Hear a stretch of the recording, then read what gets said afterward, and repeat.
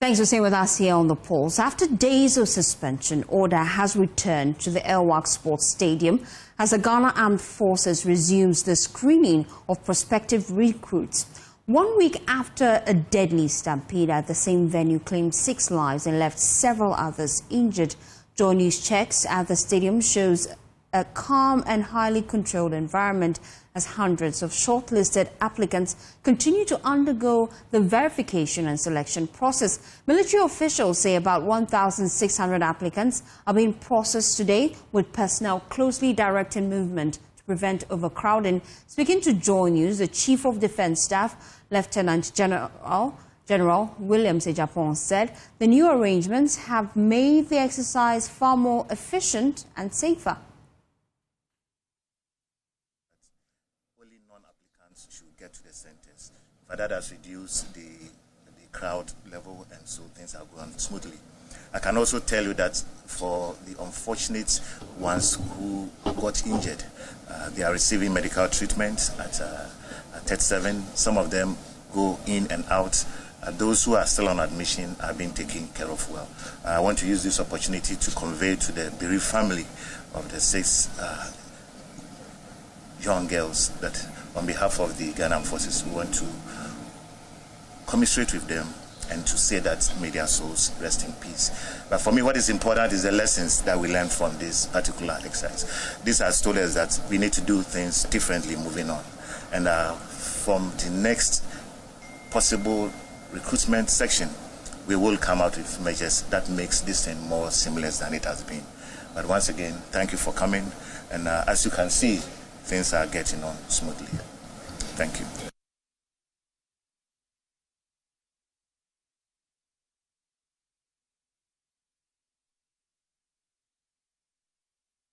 Well, the chairman of Parliament's Defence and Interior Committee, James Agaga, who visited the grounds with other committee members, expressed his satisfaction with the improved process and urged that the new system be maintained going forward. Let's listen to him. We'll be back with more here on The Pulse.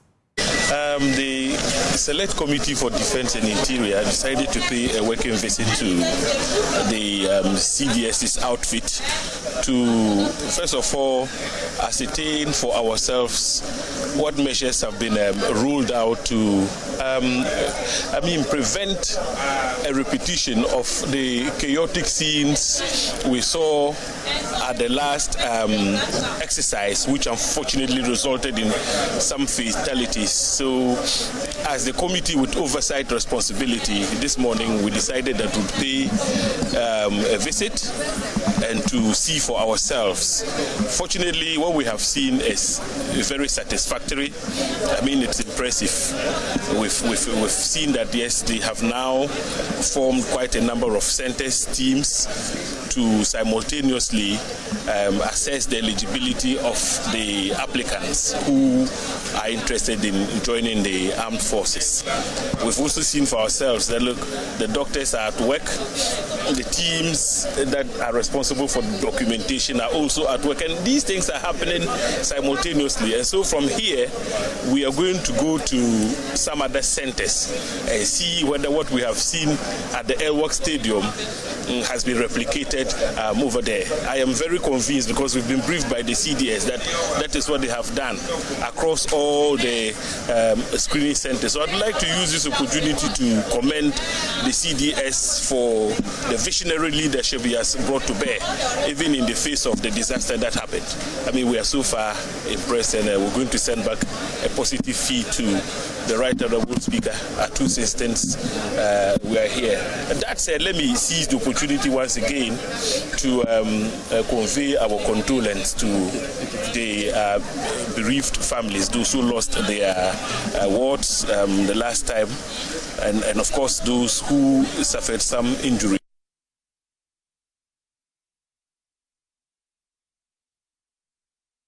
Well, let's now engage the Acting Director of Public Relations at the Ghana Armed Forces, Captain Veronica Ahing, and she joins us live here on The Pulse with more. We appreciate your time. Now, we understand that there have been a few arrests today as some of the applicants presented fraudulent documents. Tell us more about it. Joy, for the opportunity. Yes, you're right. We picked a few. As at 12 p.m., we had picked 4 fraudulent applications. And we believe that there are people in the society who are taking advantage of the vulnerable and the unsuspecting potential recruits. And so what we are going to do is that we'll be handing them over to the civil police to do their investigations and also be able to help us to unravel those behind the efforts. Those criminal efforts, so that going forward, this can be nipped in the bud.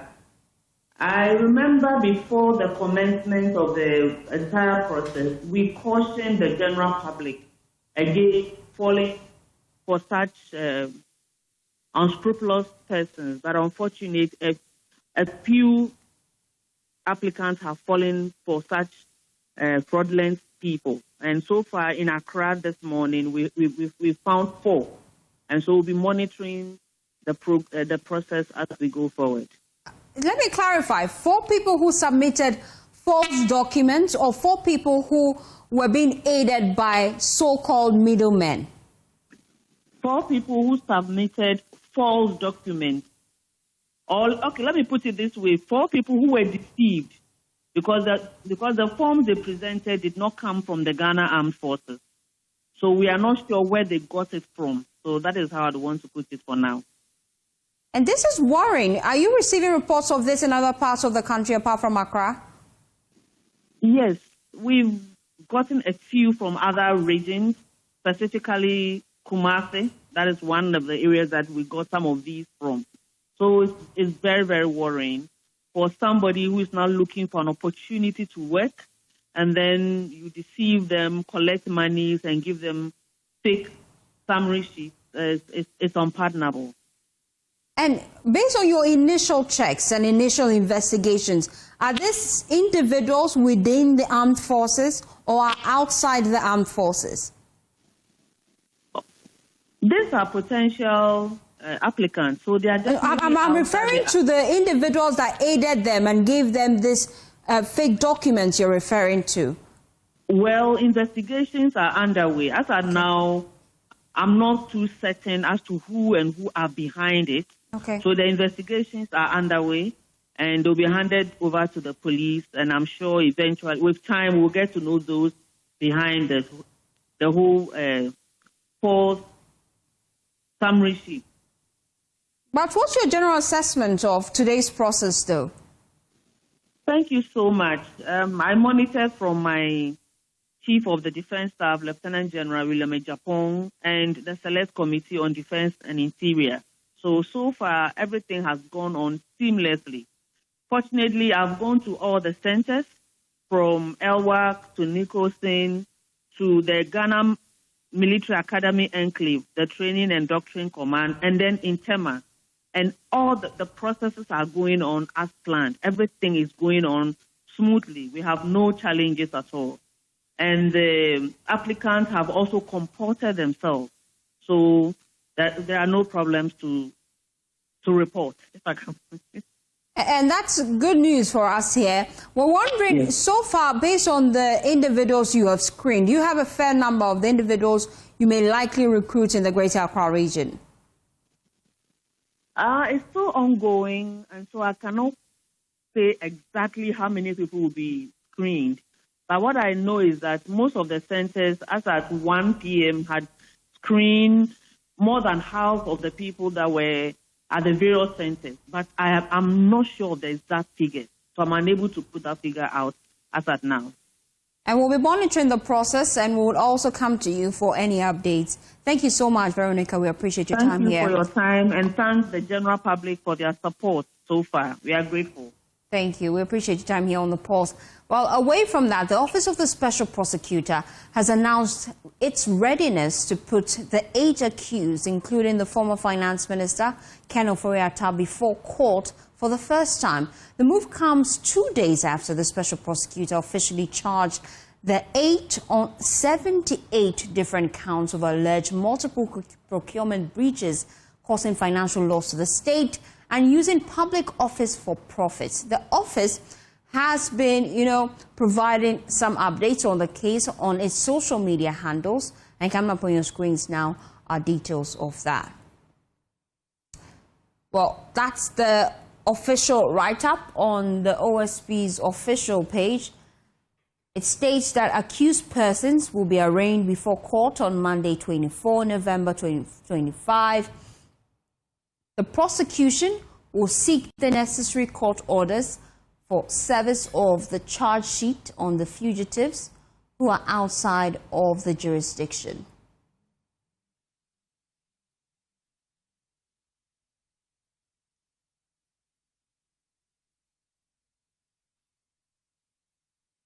And we'll hear from counsel to the former finance minister shortly. But first, let's hear from private legal practitioner Martin Pebu, who says the OSP must be blamed for the delay in initiating the trial process by letting the former finance minister lose when there was clear evidence available to him during that time, specifically November 24, that Ken Ofori-Atta was leaving the country in the heat of the allegations. The fact that he finally came to confess, right, I think on the 5th of November, that before Ofori-Atta traveled, Kisi Ejabin, intercepted the letter Ofori-Atta wrote to both the incoming chief of staff and the outgoing one. He said he intercepted the letter, then he ran to NIB, didn't get help, ran to National Security, didn't get help, and ran to Immigration and didn't get help. This is a big indictment on these institutions, right? Kisi Ejabin had the letter and sat on the letter. Come on, look. But you yourself have said that's not what he did. He tried to get the state agencies to intervene to help him secure him, and they didn't. He says that didn't happen. Oh, so he didn't sit on it. So far, I can tell you, Evans, on authority that I spoke to somebody at NIB. That person was in charge at the time. He says he has never received anything from Kisi Ejabin, meaning that now Kisi Ejabin must produce evidence. What did he take to the NIB man? For now, I just want to leave out names. As now we are advocating for full investigations into this matter, we'll call the NIB man. Kisi should come and show what did you take to the NIB boss at the time? What evidence did you take to him? In any event, your own law, Section 28, says you have police powers. So what is it? What was so difficult about arresting Ofori-Atta? It says officers who exercise powers of police. So I'm reading the Office of Special. At the time, they could have only held him for 48 hours. But then you go to court.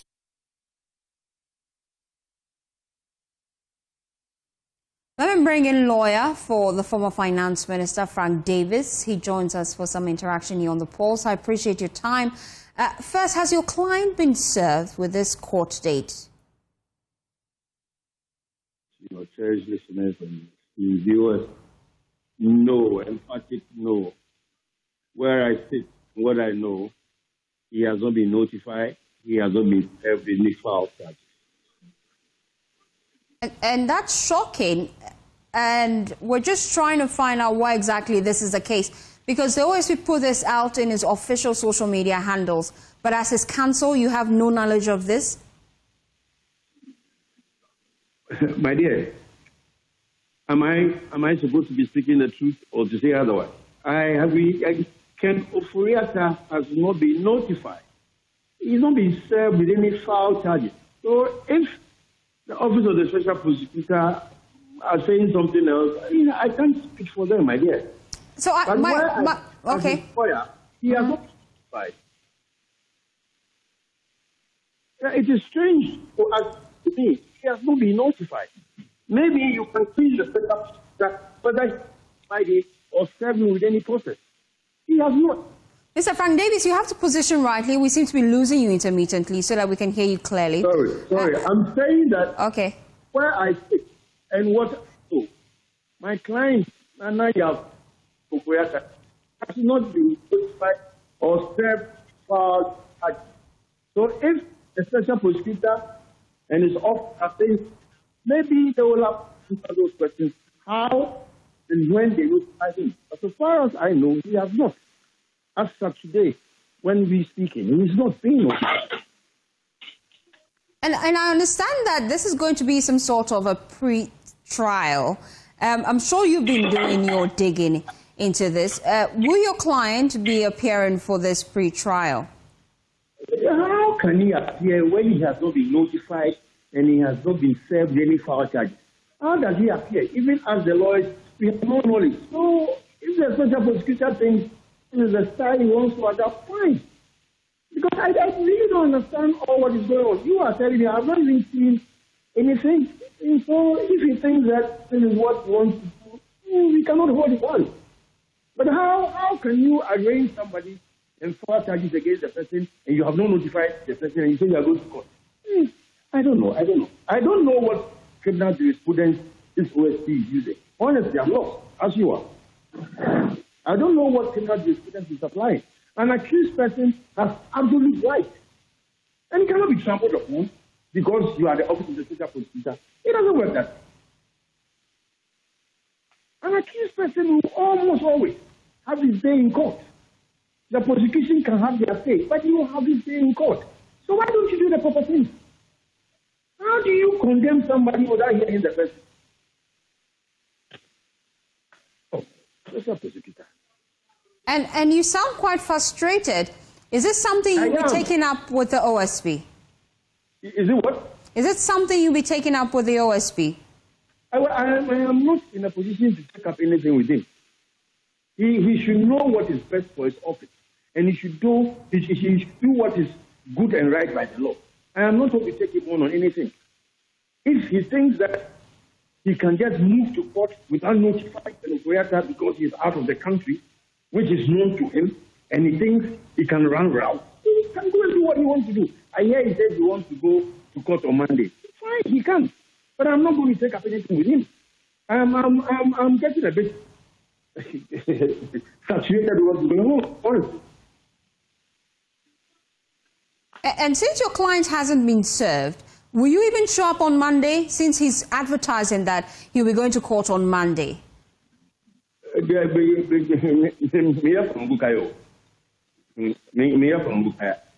ask an instruction.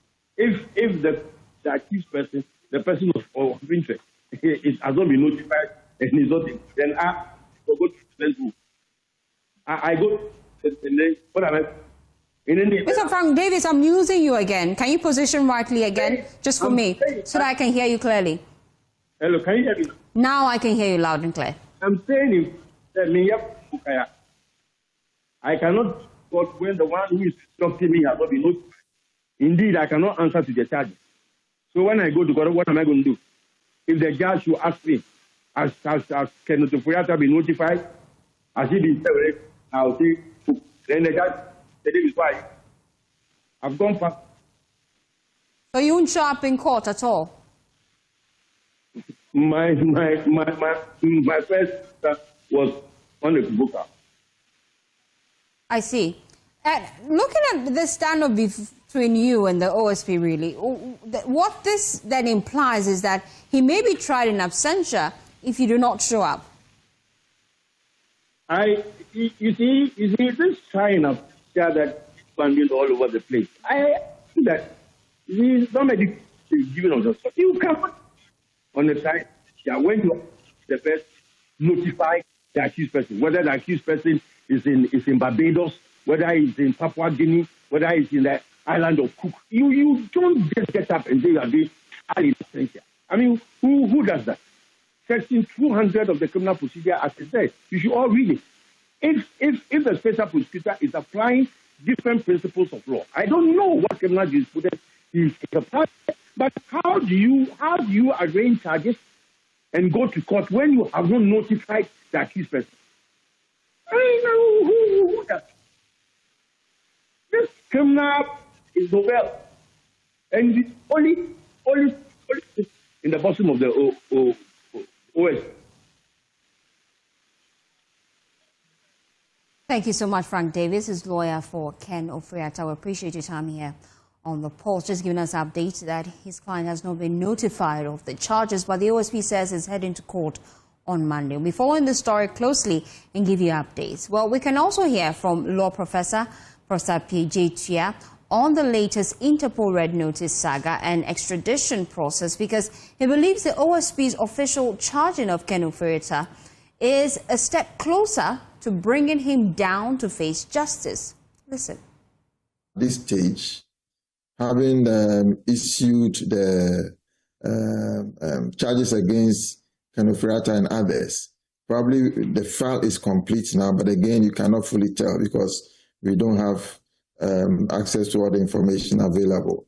But if that is the case, then they can that is going to do two things. One, it can help in their response to the Ken Ofori-Atta's counsel before the CCF, that is the Commission on the Control of Interpol Files, that it has a case against Ken Ofori-Atta, and this is where it is. And so, and on the other hand, if that issue is cleared on the part of the CCF, then they can then proceed to have him arrested, that is if he's still in the US, and then the matter will proceed to the courts for the extradition hearing to be heard.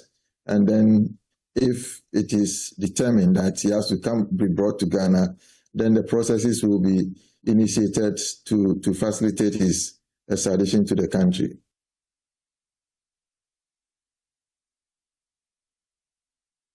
You're still watching The Pulse. Please stay with us. We'll be back after this quick turn.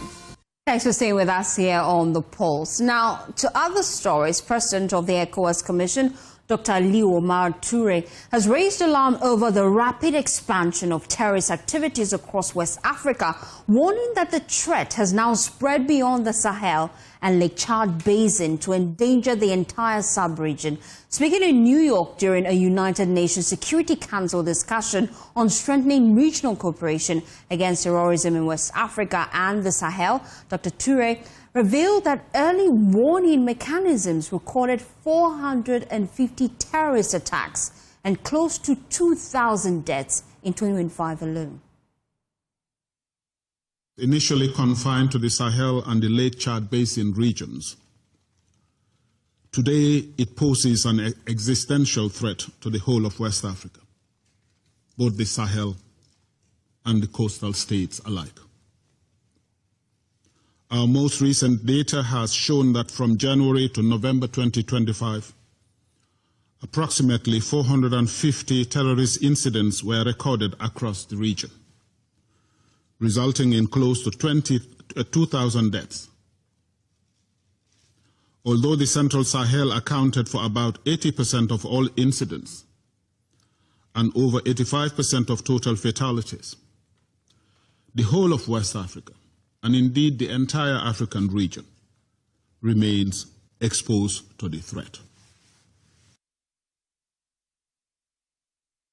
Well, in response to the escalating threat, Dr. Toure revealed that ECOWAS is fast-tracking the development of its standby force, beginning with 1,650 personnel, with plans to escalate it and scale it up to 5,000 troops through just to support the whole process from member states and international partners. Let's listen to him. We're back with more here on The Pulse. In addition to the wanton killing of innocent civilians, terrorist groups have adopted a new economic warfare. They have now been restricting the supply and distribution of vital commodities such as petrol. This restriction disrupts regional trade, slows down economic activities, and inflicts serious hardship on the populations.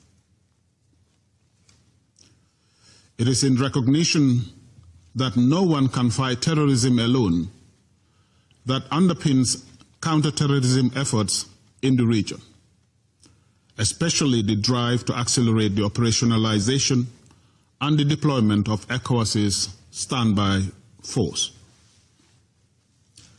It is in this context that ECOWAS Ministers of Defense and Finance met recently to agree on the activation of the standby force.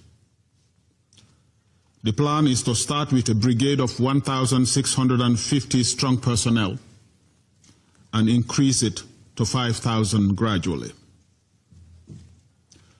The ministers also agreed on funding mechanism that will consist essentially of own resources as well as support from partners and the United Nations under Resolution 2719.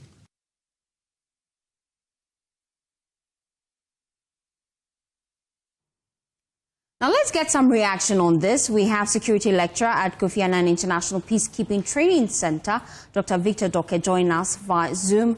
Thank you so much, Doc. We appreciate your time. We've just been hearing from Dr. Torre lament that the widespread mistrust, trust and high level of suspicion really is hindering the fight against terrorism. Now, what factors do you feel is driving this? And what steps should we take, especially as ECOWAS, to restore confidence in our security structure? Thank you very much. Good day to your listeners. I think, one, mistrust is everywhere. I don't really understand why the head would specifically state mistrust and then not give us an understanding of what has happened in the past, why there's a cause for mistrust. But anyway, that's another topic for discussion another day. The issue about mistrust is just because we lack the interstate collaboration to fight this menace. You mentioned no state can fight this alone. Yes, I agree. However, as a body mandated with all those beautiful protocols it has, okay, with regards to democratic practices and whatnot, what have they done when it came to issues about corruption, when it came to issues about the unconstitutional change with regards to manipulation of constitutions so leaders can what? Exceed the term limit. What did we do when it picked up the early warning signals with regards to military coups, okay, in Mali, Niger, Burkina? What did ECOWAS do? Let's go back to our own backyard in Togo. What is ECOWAS doing apart from issuing the statements? Now, all these things give reasons why states would not want to track the body or even track other nations with regards to the fight against terrorism, with the fight against corruption, or any other aspect which is constituting or being a factor to the instability that we are facing in the region. So I think to build trust, there's a lot of things that the body needs to do. One, we can start with the operationalization of the standby force. At what stage is it now?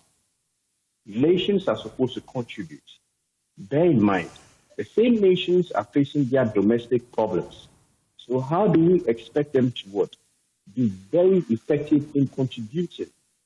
And he mentioned the aspect of collaborating with partners. We cannot do away with our partners in as much as we want to solve African problems with African solutions. We always need a partner.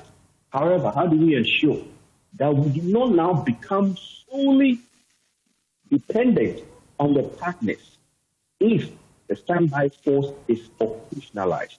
Okay? All the discussions with regards to nation states or member states contributing to the troops, operationalization, equipment, whatnot, where they have to be based, equipment to be based, and all of it is in the blueprint, which is good. But one without resources, this will not happen. Two, interstate collaboration is very essential. When the standby force is operationalized, and then the mandate for it, which was established, is fulfilled, people will begin to what? Have trust in the system. Now, the aspect of governance and democracy, this institution has to be very vocal. We just witnessed African states, Cameroon, who had its president go another term again. What is ECOWAS doing about it? Even the AU. We've had Cote d'Ivoire. All of these are signs. And I don't think as a nation or as a body, we say we don't or we are not concerned about what is happening. So until all these things are addressed, the organization will be handicapped in terms of enforcement of its own regulations. Okay? With regards to terrorism, it is spreading very, very fast. We've had, incidents in Togo, northern part of Togo. Let's not even talk about Burkina Faso or Mali or Niger. Okay? Nigeria, the northern part, what is happening with regards to the armed groups over there? Our own very security is under threat because we are neighbors. So all of these things put together. Also, the standby force is operationalized to deal with these issues, especially the aspect of armed groups and terrorism. Nations or member states will still not trust that this benefit is going to go away. And then I'm just wondering, let's bring this story home really. For us as a country in Ghana, how do you propose we deal decisively with the fight against terrorism? We're hearing of pockets of cases in neighboring countries like Ghana, like Nigeria, and we're wondering how best we can protect our borders, especially because there are concerns about the spilling effect. I think we have started something which is good with regards to enforcing, our intelligence. It's very key. You have to invest heavily on the intelligence aspect. Now, apart from that, our inter-state collaboration and coordination has been very apt with regards to Burkina Faso collaborating with them, sharing information. It's unfortunate. The Accra initiative is somewhat not effective with the exit of these 3 member states. How do we go on from there? How do we make use of the fusion centers now? That will be essential in our intelligence gathering. Equipping the armed forces is very key, not only in the aspect of recruitment, but logistics and technology. Because as of now, we are grappling with the aspect of galamsey here in our very own backyard. Without factoring or investing in technology against this menace, but our approach has been wrong. And we've seen the challenges with regards to that. It is high time we talk about technology and invest heavily in every aspect. If we are to be ahead of any armed element with regards to threat. Now, domestic governance issues. How do we fight against the corruption that has riddled our institutions? How do we ensure that justice is served? We tackle root causes of insecurity. Tackle all root causes of what? These ethnic and intra-ethnic conflicts we are having. Conflicts over our resources, conflicts over what? Chieftaincy. Because these are conduits for armed elements to take advantage of. And we've seen how foreign nationals have come into the country and engaged in illegal activity, in possession of what? Illegal weapons. And let me come back to that.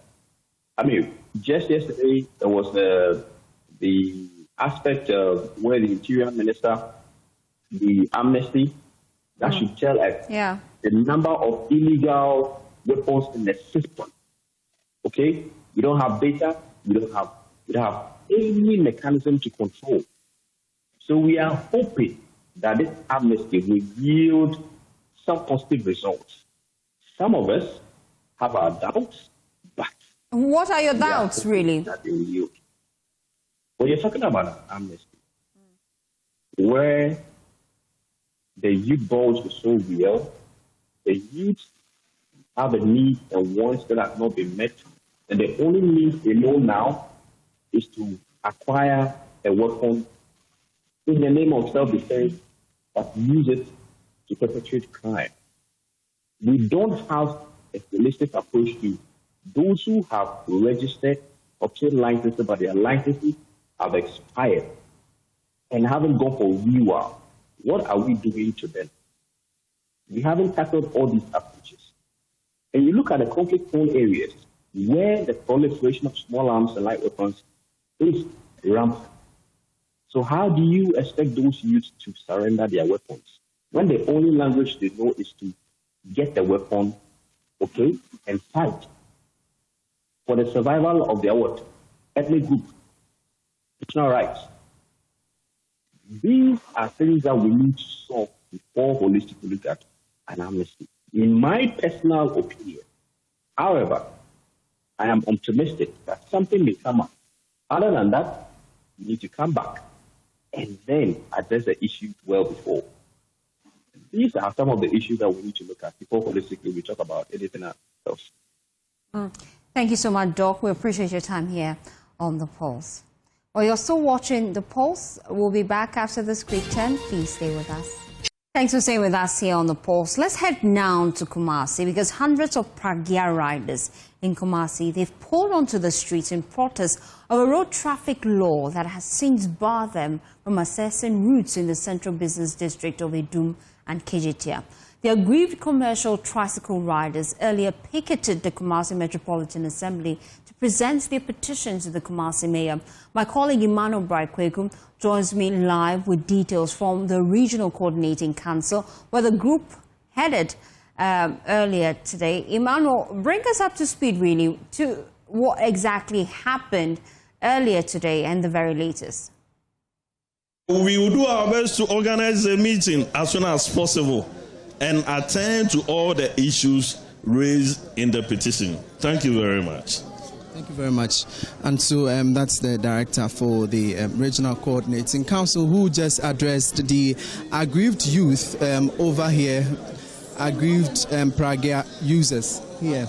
And they are going into the premises. We still have some scores of aggrieved tricycle riders over here. And in fact, it hasn't been easy for most of them. And they are going inside. We'll try and speak with King Zuba to find out from him. Mr. Kumasi Mayor, something quickly, just something short. Or just something short for us, just something short. We want to know, the content has been that there's a bit of extortion from your men. We want to know what you have to say about it. We have just received a petition. When the minister comes, we'll evaluate what is in the content of the petition, and then we'll come out with what is supposed to be done. They want legalization soon. How soon can we get it? Beyond this, legalization of tricycles, it's beyond KMA and RCC. But those that are within our mandate, those that are within our remit, we'll look at it. No. It's okay. We have just received the petition. We have not seen the context. So on what basis will we give a timeline? So let's see the content, and then once we see the content, we'll know what to do. All right. And so that's the Richard Ofori-Atta, who is the Kumasi's city mayor. And in fact, this has been a concern by a majority of the tricycle operators here in the Ashanti region. As the riders are basically here, they are demanding that the government legalizes tricycle operations in the country, as was read in their manifesto. And so that has been their concern. And in fact, with that in place, they are also having some concerns about extortion. And as the Kumasi city mayor rightly said, that they are hoping that these measures could actually be done. And so that is the aggrieved tricycle riders over there.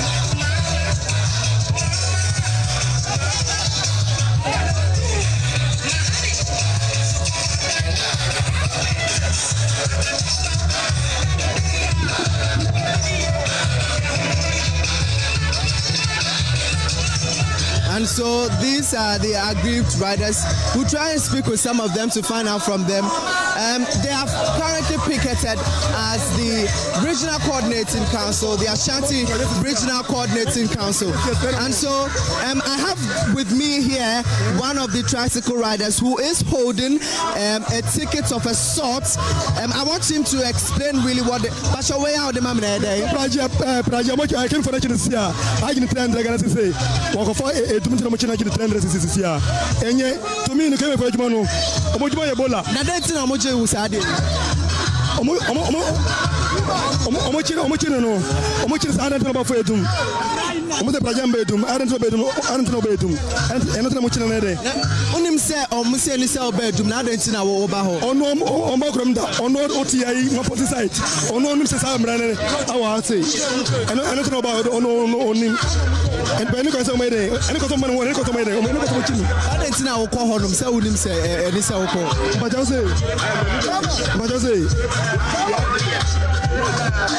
What's that name? But I didn't know call Honumun say I dare win. Yaminochimi.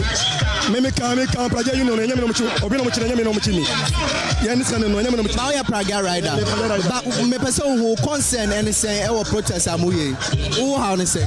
Maybe say came from Omaha too much. And the question where is too much. I say, police need this year. So we are to police next year. Who was here?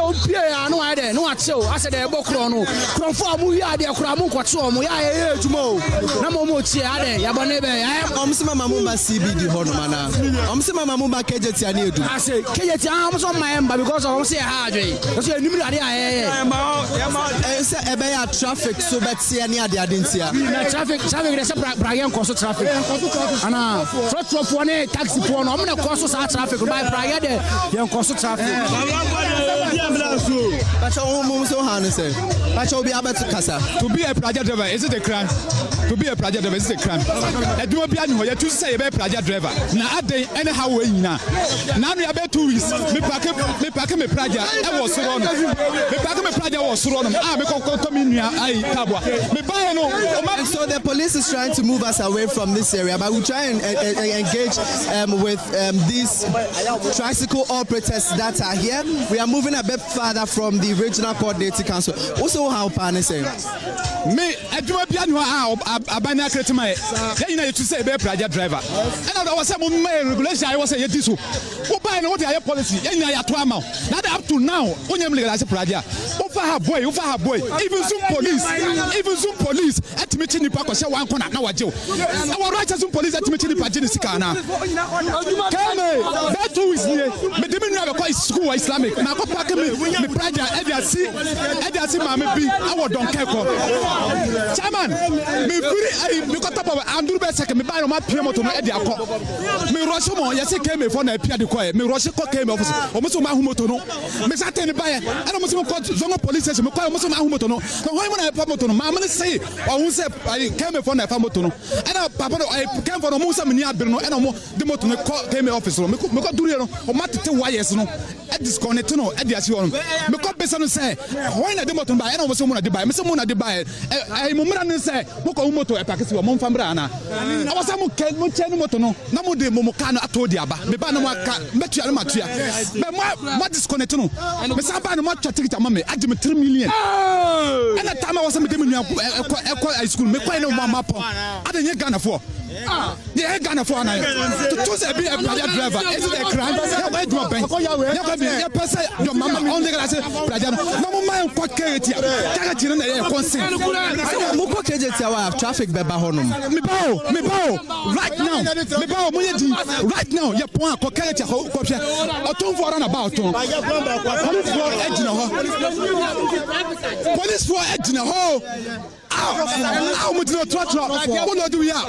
Drive on the tea, stay on home. Metro Obama Mountains with a show bottom. Ultimately, Bob, a pen or beyond you. Pragya. Pragya, by this time, Pragya be any. I didn't cut the traffic. No, I started reaching Kwanas. I started reaching Kwanas. I didn't cost. One person in here, I Pragya driver. I'm on die. Jessica Mosso. Jessica Mosso. I know that. Agree. Say, obey Udi and be Bebo Bisudebi. We can't agree to that. How are you now,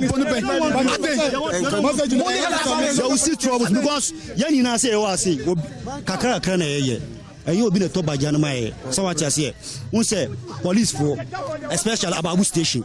When say I want to unpack one or two uncho no parking. What it's about? Who's what it's about? Who parking? Because passengers, you know, I want to know so you know there. Who form?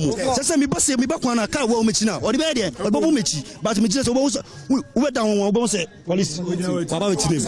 I didn't. Baby, I'm packing. Omu you saw Jina Omudi. Yes, we. Oh, he'll be on a check. So what I say, and a by Jansu, like Megan said, the old June or Toba Jamau, Usuyan Kakaka, Woody. May I say, who I didn't see a more person back KGT, baby, I'm one Munya, a Jumania, said, who say a Dumno?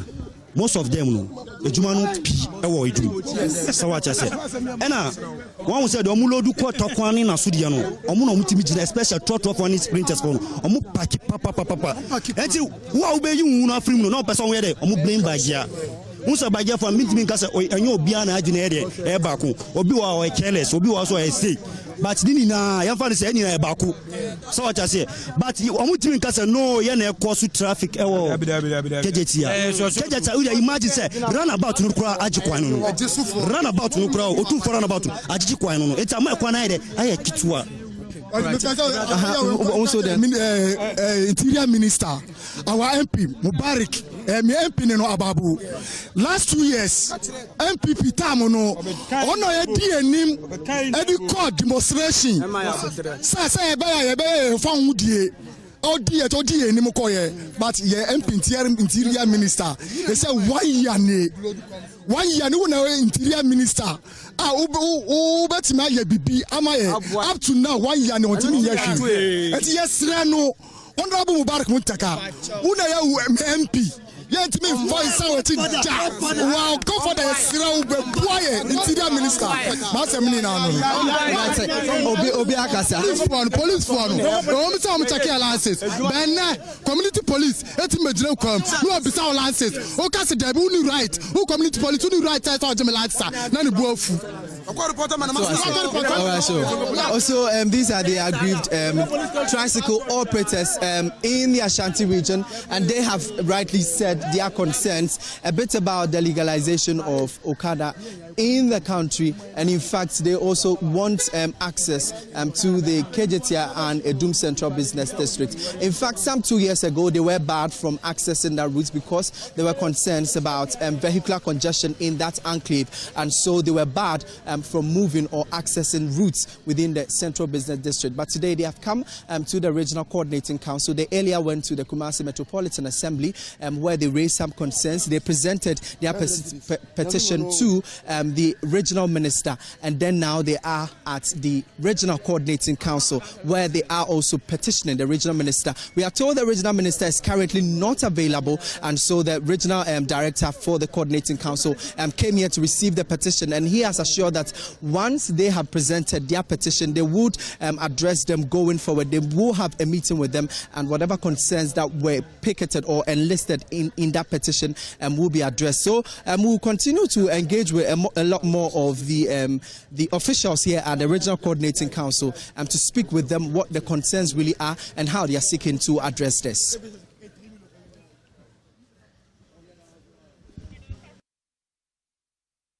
Thank you so much, Nana. Well, let's head now to Parliament, where a minority member of the Health Committee and MP for Abuakwa South Constituency, Dr. Kingsley Ajiman, has sharply criticized the Mahama-led administration for prioritizing the comfort and safety of the president over the healthcare needs of ordinary Ghanaians. Presenting the 2025 budget to Parliament, the Finance Minister, Dr. Kasi Alato Forson, outlined key government commitment and across several sectors, including health, However, speaking to journalists in a post-budget analysis forum, Dr. Agyemang argued that the 2026 budget allocation for the health sector has dwindled by nearly 300 million Ghana cedis despite major outstanding health-related promises in the NDC manifesto that are still missing from both the 2025 and 2026 budget statements. There are certain key promises that they made to the Ghanaian people that both the 2025 and 2026 has not even touched on. And I'll run you through. First, they said we're going to establish clinics at market and transport terminals. I believe Ghanaians remember this. They made a lot of promotions about it, that every truck station, every bus terminal was going to have a clinic, and every market, including my market at Chimbi and all other places, all markets. This was a very good thing because access to healthcare is very, very important, especially when it comes to medical emergencies. That's why they're going to deployment of mobile medical and dental vans for rural outreach. Fortunately, I come from a rural constituency. I'm yet to see a medical outreach or a mobile van moving from how to reach areas to give or to deliver healthcare. This they have not touched on. Third, upgrading of school sick bays into functional satellite clinics. All schools. Remember when we were in school, secondary schools, every public secondary school has a sick bay. The NDC people promised the Ghanaian people, based on which they voted massively for them, that they were going to convert all sick bays. You are in the second year of your budget. This has not been touched on. They said they're going to implement occupational health and safety standards across workplaces. Don't you see this is very big? The occupational and health standards, OHS, that the workplace will be safe, will be very good for any person in the public sector. They say they're going to give tax waivers and professional incentives for health workers. Tax waivers and professional incentives for health workers. Ghana health workers, have you had tax waivers? Have you been given any professional incentive? Again, they say they're going to introduce risk exposure insurance for frontline workers. You know, the MPP did it during COVID. We insured every Ghanaian health worker in the front line, and there were incentives attached to the insurance that was given to them. I'm yet to see this insurance, whether this has been done. It has not been done for the Ghanaian health worker. Last year, 2025 budget captured nurses and training allowance. The budget allocation was 770 million. 770 million. This year's budget, that's 2026 budget, the one under review, it has been reduced to a whopping 474 million, a reduction of nearly 300 million. What does this mean? It is quite telling. It means that the human capacity of the youth that we intend to engage more, because these allowances are incentives that enable people from low socioeconomic setting to access health care education. Now you have reduced it by almost 300 million Ghana cedis in 2026. See, they said to us in the last year budget that they were going to construct 2 new nursing training schools, and the budgetary allocation was 40 million. To date, there has not been any evidence of this construction. But Dr. Agyemang also questioned why the government appears willing to spend millions of cedis to procure a new military jet when, in his view, the total allocation to the health ministry remains woefully inadequate. Total allocation of the budget to the health sector is just about 16 million. What is the whole country's budget? The ratio, if you express to the health sector, is less than 8%. When the Abuja Declaration endorses or encourages member states to be doing a minimum of 15% of their national budget should get into health sector. And it is very worrying because, you see, the key issue confronting this country now is galamsey. If there's any sector that bears the consequences of galamsey, which sector will it be? You see, you just mentioned health. Because about the health and the well-being of the people. So it was our reasonable expectation that we are confronted with a galamsey, an illegal mining activity that has polluted everything. If you go to my constituency in Chebi, for nearly 6 months, the Chebi treatment plant is shut down. People are not getting access to potable water. And so are all other places. Galamsey has a direct consequences, and it is well posited in literature on the health of the people. If galamsey was not going to have any impact on the health of the people, I don't think the country will not be spending a lot of resources. So an activity, a hazardous activity that is taking away the lives of your people. And yet this is the budgetary allocation that you make to the health of your people. This budget, obviously, when it comes to health, there's nothing good to say about it. I'll say that allocation to the health sector is unhealthy, especially when we are confronted with galamsey. Why do you do this and rather put about 12 billion? I mean, people should hear 12 billion in acquisition of jets and presidential helicopter, presidential things, jets. 12 billion Ghana cedis. When your health sector is struggling to make 17 million, we are confronted with galamsey. Now, what do we do? Well, away from that, children want to feel excited, heard and loved. But sometimes that is not the case in their homes and community. Their voices are overpowered by adults, ignored by their peers, and barely factored in decision-making. As the world marks World Children Day today, Hannah Odami has been engaging some children in this report.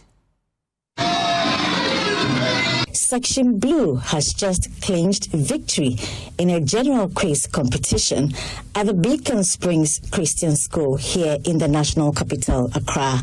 And the excitement is deafening. Members of Section Blue are overly excited. Their efforts yielded them this result. However, their teachers interpret this joy in a different light.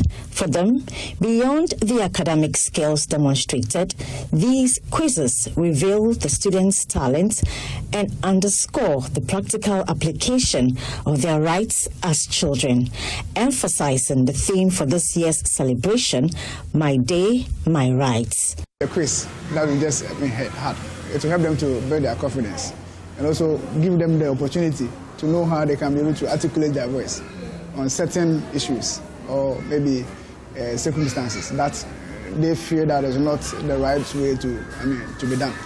Because I heard some of the kids even raising their voice that say, you are being biased and so on and so forth. It's one of the ways that we want our kids to behave. Show that, there are certain issues that we can speak on to make sure that it changes. The students who shared how they feel when their rights are overlooked and not recognized expressed their aspirations to pursue careers that advocate for children's rights, ensuring their voices are amplified in decision-making, especially those that impact their lives. As I am today, I am healed whilst children on the way are not feeling well. So when I grow up, I'll be a doctor, cure the people who aren't feeling well. The parents must be made aware that every child is entitled to be educated, no matter the sex, status, ethnicity. So your particular child, if it's not educated, it's not a good thing. To help and develop the nation, to help other people feel part and not stigmatized. I also want to build wheelchairs for the disabled people, like children, and prosthetic leg for one-legged people. To ensure these goals are attained, Principal of Beacon Springs, Grace Kwao, shares how parents and teachers can work together to facilitate this process. For a day to be even set aside to celebrate it, it shows that the children are very important. How we are bringing them up now is going to impact them. We want to bring up children who are bold, who are confident, who can fit in anywhere they find themselves, academically, socially, mentally, any way possible. So the next thing is that if you are the one imparting the knowledge, so make sure that you also help the child, that you are not just the medium through which the child is receiving the knowledge, but make yourself available to the children. For Joy News, I am Hannah Odami. Well, joining us in the studio in a day like this is no other than Child Protection Specialist at UNICEF, Hilda Mensah. We appreciate your time here on The Pulse. Today is quite a unique day for young people around the world and even in Ghana. But you monitor this space, and I want you to speak to data. Are children safe in Ghana? In a day like this, the theme, as you rightly know, is my day, my rights. And the question you ask whether children are safe in Ghana makes me take a deep breath. The Multi-Indicator Cluster Survey 2017-2018 indicates that 94% of children in Ghana suffer violent discipline. Did you say 94? 94%. That implies that nearly all children in Ghana suffered violent discipline. And I encourage you to read the mixed report. You know, it's a worrying revelation that children, if you were to speak to all of those children that were interviewed then, I am sure they'll tell you they don't feel safe. And so children wake up to choices they never made. And yes, they have rights. The right to food, the right to shelter, the right to a name, the right to identity, the right to nutritious food as that, and the right to be protected. And that protection, I'm not sure we have been able to offer it to children adequately for them to feel safe within our fold. And so there's a lot to ponder over on this day, because it's a day for global action. It's a day that calls for a recommitment to children. When the UN Convention on the Rights of the Child by Resolution 44/2025 called for a global action to protect all children around the world, including Ghana's children. And so if today Ghana's children, 94% of them, cannot boast of safety in terms of the level of protection we offer them, then we need to take a seat, take a breather, and think, what are we not doing for our children? And that brings me to my next question. Where have we failed as a nation? In policy formulation, the framework, or is it the lack of family structures? I think Ghana has done very well, to be very honest with you. We were the first to ratify the convention in 1989. It took effect in 1990. And Ghana moved on to enact the Children's Act, 1998, Act 560. We have a lot more of laws that are aimed at protecting children, including the Trafficking Act, the Juvenile Justice Act, the Domestic Violence Act, even the Criminal Offences Act also protects children. And so in that respect, we have the Child and Family Welfare Policy, we have the Justice for Children Policy, we have the National Plan of Action Against Trafficking, and you know children are the most trafficked. So the laws, we have comprehensive legislations and policies that protect children. The implementation of those, could be better, because Ghana is doing very well at those. Implementation could be better. Looking at the rights of children holistically means that we need to use the whole of society approach. What do I mean?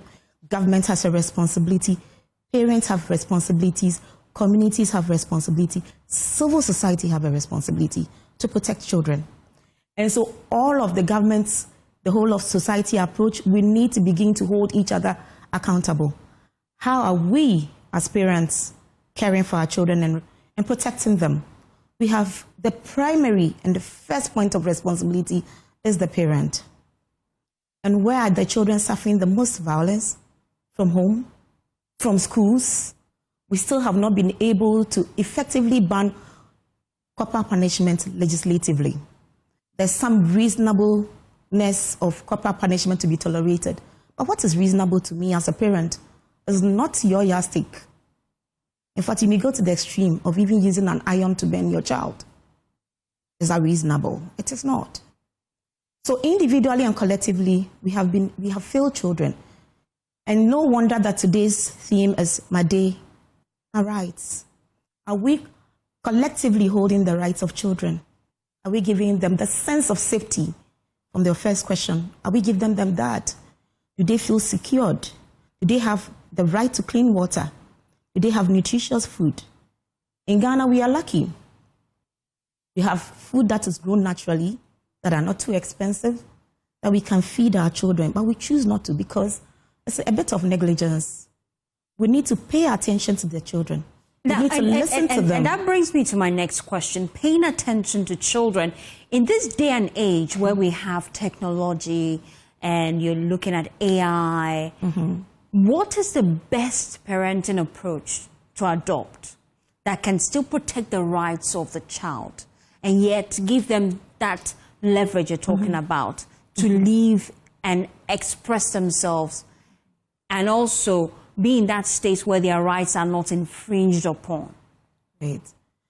You are right. The day of technology, what does it bring to all of us? It's great. It gives you opportunity to learn in real time. You can make research and get results in real time. You can connect with friends globally. You can connect with peers. You can buy. You can order anything from anywhere in the world, and in a week or two, you have it. So it makes the world a bit closer to each other, right? But there are also risks. UNICEF has done extensive research into the online behaviors of children. There are so many risks that they are exposed to.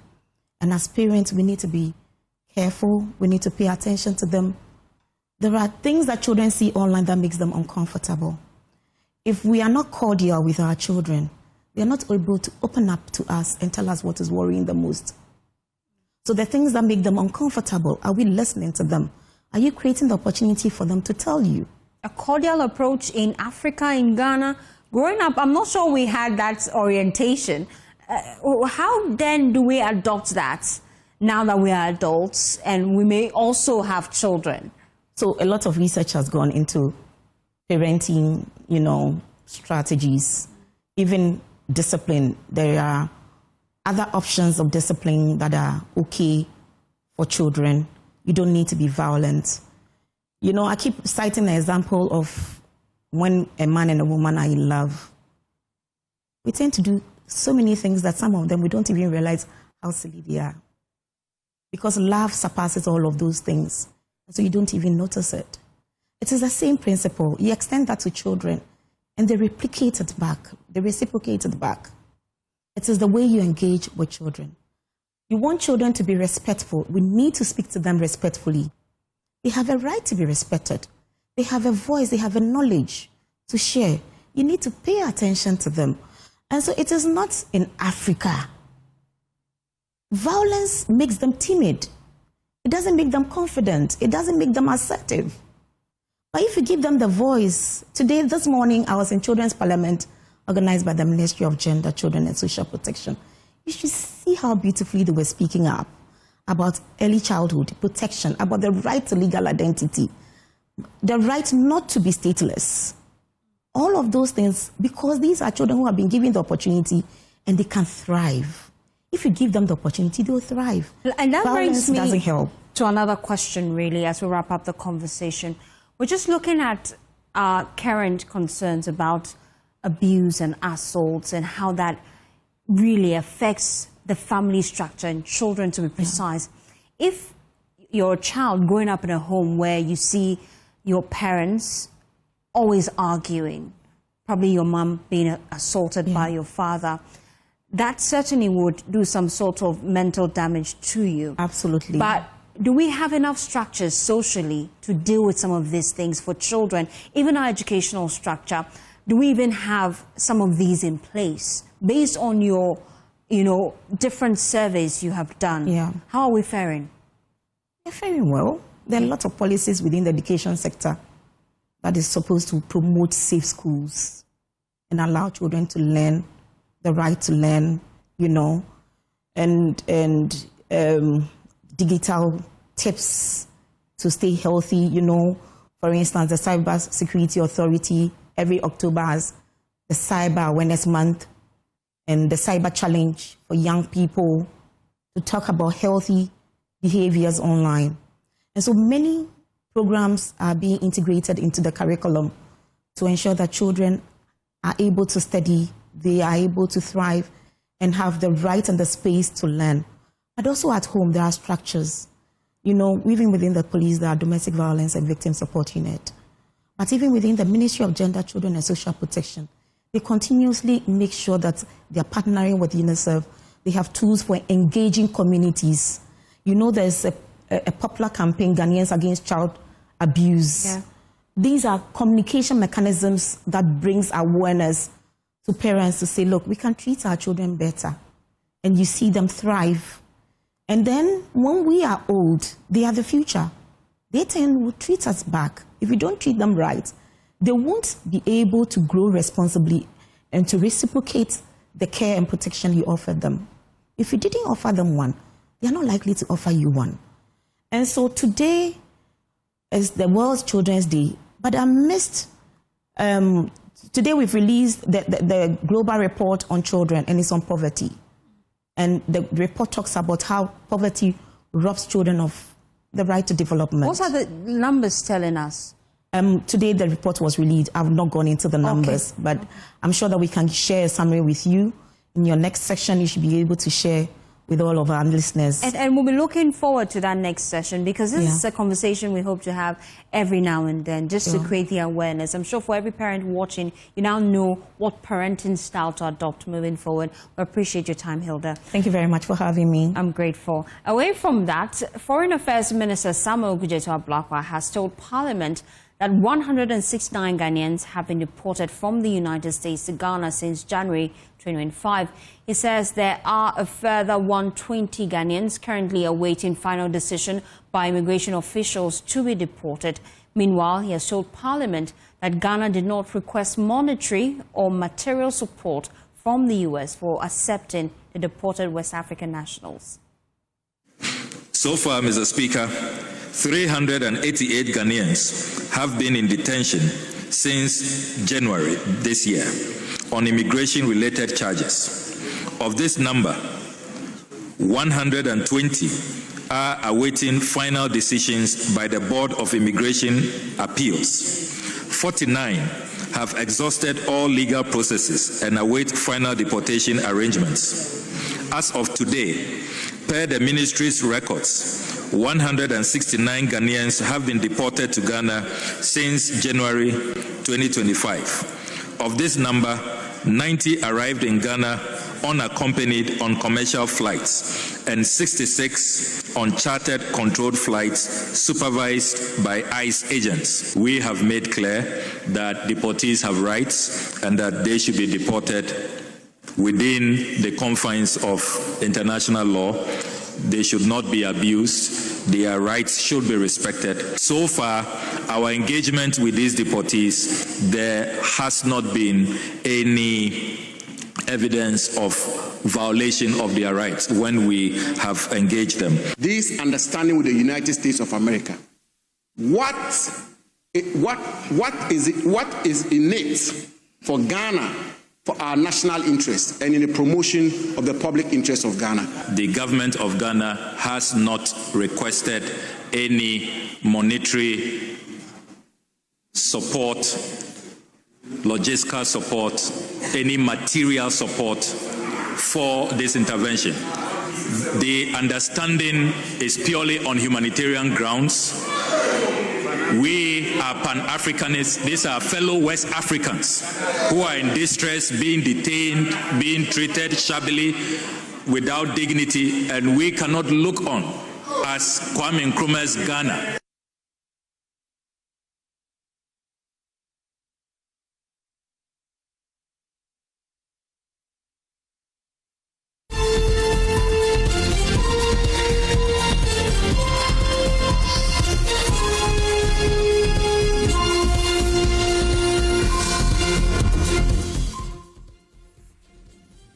Thanks for staying with us here on The Pulse. Now, when was the first time you tasted what we now call sachet water? Some people call it pure water, but it's actually sachet water. For many older Ghanaians, standard water was their very first encounter with packaged drinking water. As social habits shifted from pain to convenient sachet water, standard water stood at the forefront of that transformation. Well, a true pioneer in Ghana's water packing industry. The company has endured for decades and continues to command trust in an increasingly competitive market. This afternoon, we're speaking to them to uncover the secrets behind their longevity and success in the water business. Joining me in the studio now is Antoinette Otibo. She is the General Manager of Operations at Standard Water. We appreciate your time. Thank you. Glad to see you in person. Glad to see you too. Tell me, so far, how has business been like? It's been good. It's had its challenges, but it's been very good. It's been very good. Why should we choose Standard Water? Okay, so like you mentioned, for older Ghanaians, their first encounter with packaged water may have been Standard Water. And the brand has been around since 1996. And so next year, we'll be celebrating our landmark 30 years in the industry. And for a Ghanaian business to have come this far, it means that there's something that we are doing right. I would say that 3 things are key to our being around and doing well. And first of all, it's our commitment to consistency and quality. We believe quality does not just happen. It borders on systems and things that you do to ensure that for every sachet that your consumer picks, the consumer can be assured that I will have that refreshing hydration that I'm looking for. And so we look at right from the staff that we work with, training is key for us, the packaging materials that we use, the treatment system that we have in place. And monitoring is key for us to ensure that continuously we provide that quality water that meets the customer's expectation. And what are your product lines? Okay, so we have the sachet water, that's 500 mils. And we have bottled products, 500 mils, and then 750. We also have the 18.9 liters jar that is used for the dispensers. So these are our product lines, and we can be found in 13 regions out of the 16 regions in Ghana. And why exactly should Ghanaians choose you? Okay. Of all the variety in the market. All right. So like I mentioned, quality is key for us, and we ensure that our water is safe. And drinking water has become more critical in these times that we are in. You need to ensure that whatever water you are drinking will contribute to your general well-being and you will not have any adverse effects. And just before we wrap up the conversation, people are wondering, where can we get Standard Water? Okay, so you can get Standard Water, like I mentioned, in 13 regions in the country.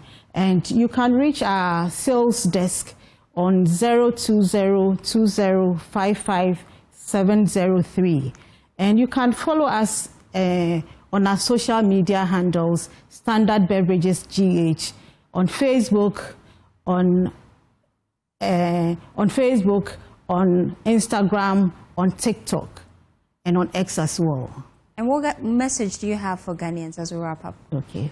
First of all, I want to thank our loyal customers for being with us for almost 30 years, so for 29 years now, and want to assure them that they should watch the space next year. We are coming out really strong and will continue to provide them with safe quality water all the time. Thank you so much. I appreciate your Thank time you here too. on The Pulse. And that's how we wrap up The Pulse. I appreciate your company. For more news, please log on to myjoyonline.com. My name is Faustina Asaf. It's been a pleasure doing this with you. Have a pleasant day as you enjoy the rest of our programs. Bye.